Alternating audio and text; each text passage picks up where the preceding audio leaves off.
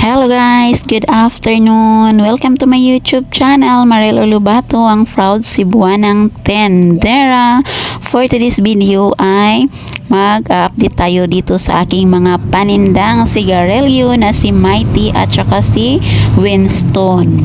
So, ang ating na-credit ngayon is worth 6,920 pesos. Old price pang binigay nila sa atin.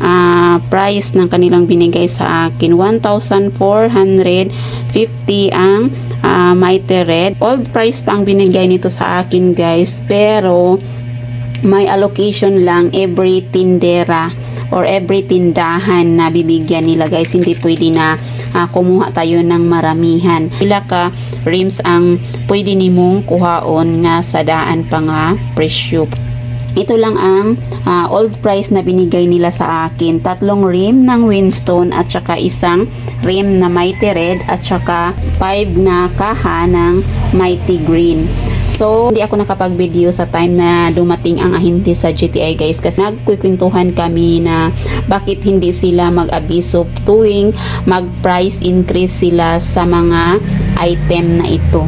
Hindi kayo magsabi na mag-price increase next month ang aking ahente sa Red Horse or sa ilang mga product tulad ng mga Nestle, mag-abiso sila sa malayo pa. Tatanungin nila ako guys, hindi ba ako magre-restock kasi magmamahal na sila next month, nga date. May chance ba na makapag pundo tayo? Alam ko naman na tataas talaga si Winston at saka si Mighty. Ayan, every year naman talaga sila nagtataas. So, ang nasa isip ko last year, tataas sila sa December or sa January. Yan ang nasa isip ko. Kasi every year talaga sila magtataas.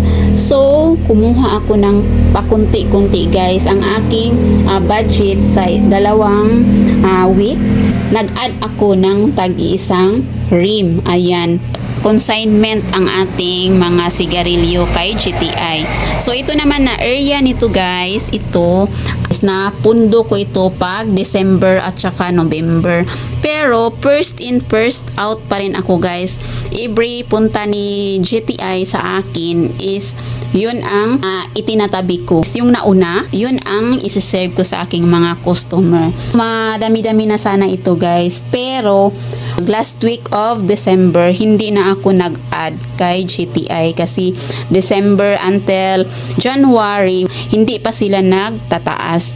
So, akala ko hindi na siguro sila magtataas. Hindi na ako mag-add sa aking order kasi kadalasan ang kinukuha ko sa kanila guys is 2 rim lang ng Winston at isang rim ng Mighty Red at saka minsan isa lang kaha ng Mighty Green. Minsan hindi ako kumukuha nito kasi ang bagal nito sa akin, hindi ito siya mabinta. Ang mabinta lang dito sa aking tindahan, so si Winston sana ang dinadamihan ko.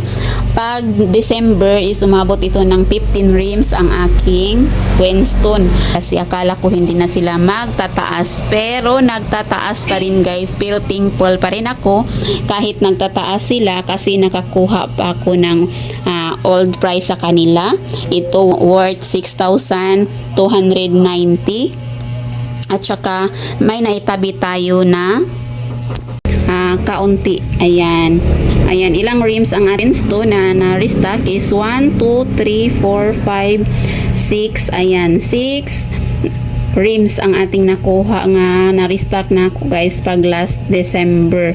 Ayan, at 3 kaha ang natira. At sa Mighty naman Red is isang rim at saka 5 kaha at saka sa Mighty Green is 1, 2, 3, 4, 5, 6, 7, 7. Nakapag-restock ako guys kasi pag may extra lang ako ng pera, mag-a-add-on ako. Pag wala ay hindi talaga ako makapag-restock kasi alam naman natin na tansya-tansya natin ang ating budget sa ating tindahan. So, ayan lang ang update ko sa aking mga sigarilyo dito sa aking tindahan, sa aking mga GTI product, Mighty at saka Winston.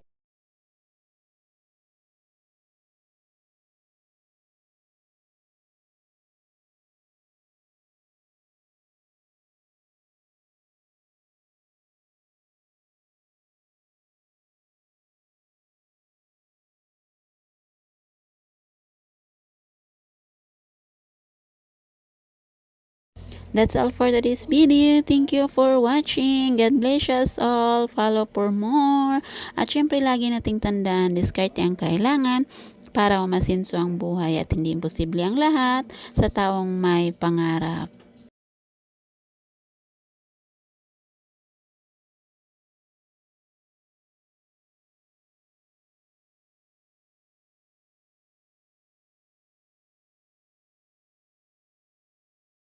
That's all for today's video. Thank you for watching. God bless us all. Follow for more. See you for the next video. At syempre lagi nating tatandaan, diskarte ang kailangan para umasinso ang buhay.